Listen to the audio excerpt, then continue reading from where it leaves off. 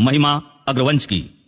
इस कथा की शुरुआत होती है त्रेता युग से, जब श्री रामचंद्र जी के पुत्र कुश की 34वीं पीढ़ी के महाराजा वल्लभ सेन जी के घर बालक अग्रसेन का जन्म होता है।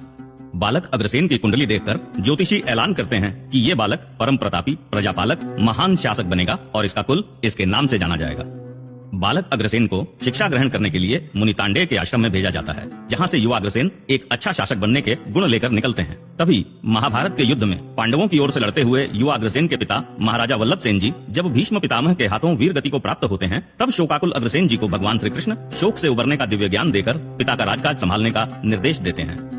विवाह योग्य होने पर महाराजा अग्रसेन जी का विवाह नागराज की अनिंद्य सुंदरी पुत्री माधवी से होता है, जिसके कारण देवराज इंद्र उन पर कुपित होकर उनके राज्य प्रताप नगर में कई वर्षों तक बरसात नहीं करवाते हैं।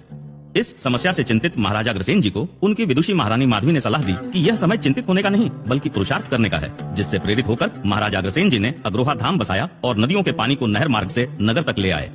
अग्रोहा में अपने महान शासनकाल में निर्धन लोगों को विवशतावश अपराधी बनते देखकर महाराजा अग्रसेन जी ने 1 रुपया 1 ईंट की महान समाजवादी युक्ति दी, जिसके अनुसार सभी समृद्ध व्यक्ति निर्धन व्यक्तियों को 1 रुपया और 1 ईंट देकर उनकी सहायता करते थे। उसी दौरान निकट संबंधों में होने वाले विवाहों को रोकने के लिए महाराजा अग्रसेन जी ने अपने 18 पुत्रों को 18 गोत्रों का मुखिया बनाया और अपने अपने गोत्र में विवाह को निषेध कर दिया। इसके लिए 18 मुनियों से 18 यज्ञ करवाए गए और इन्हीं 18 मुनियों के नाम पर हमारे 18 गोत्रों का नामकरण हुआ है।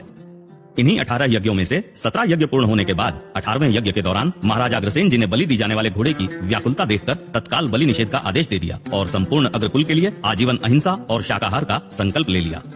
वृद्ध होने पर महाराजा अग्रसेन जी ने सन्यासी जीवन अपनाकर महालक्ष्मी देवी की तपस्या की और उन्हें प्रसन्न करके अपने संपूर्ण अग्रकुल के लिए आजीवन समृद्धि का वरदान पाया।